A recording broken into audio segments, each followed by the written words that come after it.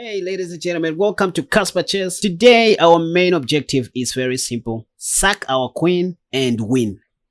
Yes, this year we are not giving a damn about our queens. Now this video is more like a follow-up or simply a continuation from my yesterday's video where I was looking at the move knight g7.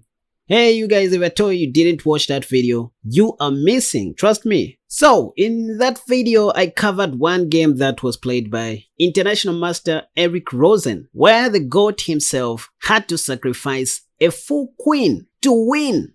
Yep, in 2023 we are rhyming, bro. And so just in case you missed that part where I covered Eric's game, don't worry, I got you covered in this video. I'm going to summarize his "Oh No My Queen" game which I covered in that video. Alright, so the first game is where we start with pawn to e4, assuming we are having white pieces, right? Then black responds with c6. And that's the Caro-Kann defense. Then we go pawn to d4. And then they play pawn to d5. Now, if you are a keen follower of my content, you should be able to recall that I'm a fan of the knight to c3 line, instead of advancing my e-pawn to e5. But in this video, we are doing the opposite. We are going to push pawn to e5 anyways. And what you're going to see most people do after pawn to e5 is playing pawn to c5 right away. This is a new line in the Caro-Kann defense. I mean, courses have been made on this move. This is called the Botvinnik-Kaus defense, so not a strange move. I saw Levy covering this move in one of his old videos.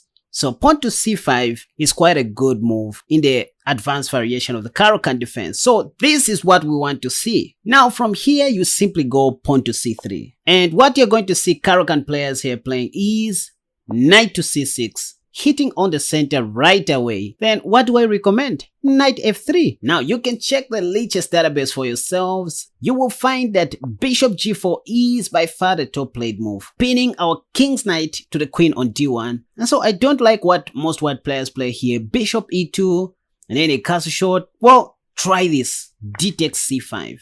That's a very interesting move, because here it looks like we are just in trouble with this added layer of pressure on the knight. I mean, we just gave up our e5 pawn for free. And so you're going to see most of your unprepared opponents taking on e5, because our king's knight cannot take back. It is pinned to our queen. But actually, black is the one who is lost in this position, you guys. Nearly 4,000 people have blundered into this trap on Lichess. Knight takes e5 is a blunder because this knight is just a free piece, believe it or not. Now we are threatening to take black's light squared bishop. And this is where you shout, "Oh no, my queen," in Eric Rosen's voice. Bishop takes d1 is the top played move here, after which you go bishop b5 check. I mean, black cannot even use his hands to block the check right here. It can't help. So they have to use their queen and lose it on the next move. Bishop takes d7 check, king d8 only move, after which we now take on f7 with check, forking the king on d8 and the rook on h8. Ladies and gentlemen, it doesn't matter what black does, they are going to lose their rook on h8. And here you can see that black has remained with 3 pieces against 5 pieces. And if he's not very careful, he might end up allowing us to rescue our knight on h8. I mean, we have g4, g5, and g6. At worst, we'll just sacrifice our knight on g6 and make his pawns to double up along the g file. We are going to remain with 4 pieces and he will remain with only 3 pieces. But wait, before you skip this video, let me show you a similar trap that occurs in the elephant gambit, now with black pieces. Alright, so now this is where white begins with pawn to d4 and then you go with d5. Let them play c4 because you have e6. If white takes, you're going to take back with your e-pawn. And if knight c3, which is the top played move by the way, you now go knight f6. And I don't know how many times I'm going to say this, but believe it or not, bishop g5 is the second top played move in the Lichess database. Especially lower rated opponents. I don't know why, but they seem to like pinning knights to their opponent's queens. So immediately you see this bishop g5 move, I suggest you go knight bd7, because in the QGD modern variation, this is where our queen's knight belong, okay? Not on c6, but on d7. Always remember this move. We always like putting our knight on d7, even in the semi-Slav defense. Don't worry about the light squared bishop.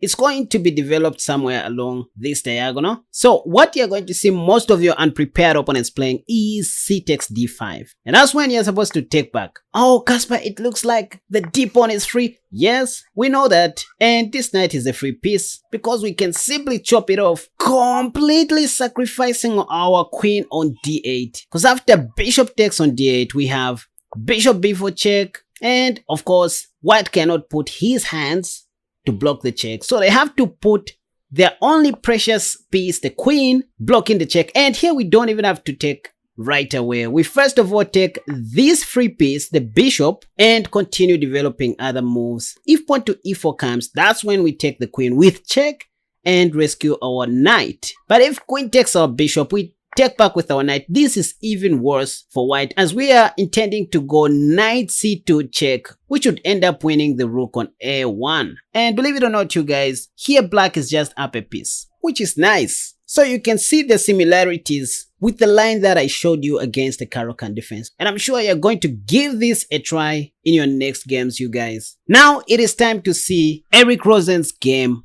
that you probably missed in the video that is in the card above, you guys. I suggest that you watch that video because it is one of my best videos on YouTube, if not the best. But before you do that, don't just watch. It's not good, you guys. Help me help you. That's how it works. By simply hitting that like button, which is next to your thumb or closer to your thumb, you are simply saying, thank you, Casper. Continue making these wonderful videos for us, assuming you like them. And if at all you haven't subscribed to my channel already, please consider doing that during this break. I mean, now, in 4 seconds. Now, the game that I'm about to show you guys was played by none other than International Master Eric Rosen versus FIDE Master Arsen Mestnikov, I think. So the game was played on Lichess, by the way. And Eric Rosen started with pawn to e4. Then his opponent played e5, knight f3, knight c6. I mean, instead of playing bishop c4, the Italian game, Eric Rosen played bishop b5, which is the Ruy Lopez. s6 is the top played move. Then Eric played bishop f4 and knight e7 was played. This is called the Ruy Lopez Cosio defense. There are over 33,000 games that have reached this particular position, you guys. In fact, it is the 3rd most played move in the Masters database. So not a dubious defense at all. The plan is just to fianchetto the bishop and castle short, or probably go pawn to f5 right away and take back with the knight. d6 is also an option, but here Eric just developed his queen's knight, and then his opponent played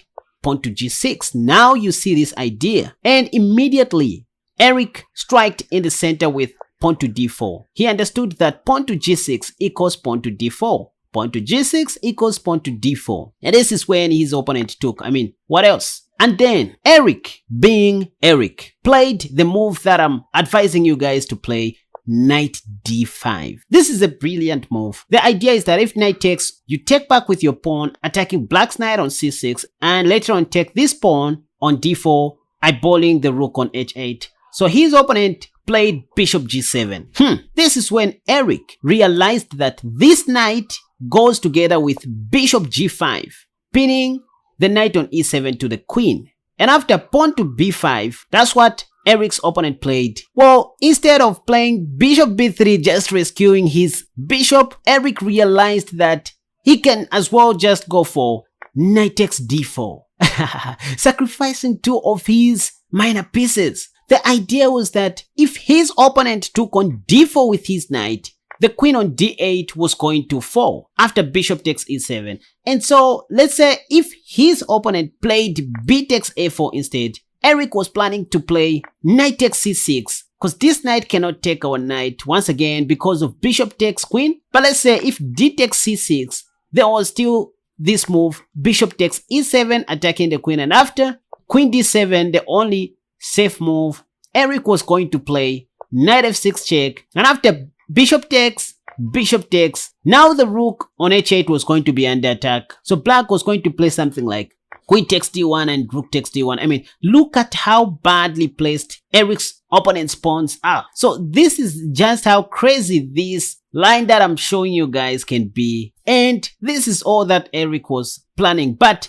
after pawn to b5 and knight takes d4, his opponent didn't take with the knight or with the pawn. See how strong players play their chess, you guys. It's not like he was memorizing anything here. He was just familiar with this position, because he knew that after bishop takes, he was supposed to sacrifice his queen, and that's what he did. And after knight takes d4, knight f6 check followed by bishop h6 was going to be checkmate. But that's not what happened in the actual game. His opponent didn't take the queen. Instead, he castled short. Then Eric Rosen still continued saying, "Oh no, my queen." And so he just played knight f6. That's check. And after king h8, look at this finish, you guys. Knight g4, a discovery check. Again, Eric Rosen said, "Oh no, my queen, don't hurt me, don't."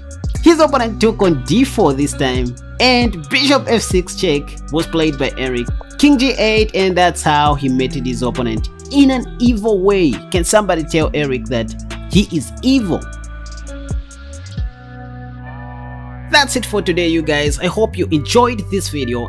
If at all you did, please don't forget to hit that like button, subscribe to my channel if you haven't already, and share this video with your friends in your groups on Facebook. I mean, if you can, to help our community grow. And peace out. Until next time, bye bye.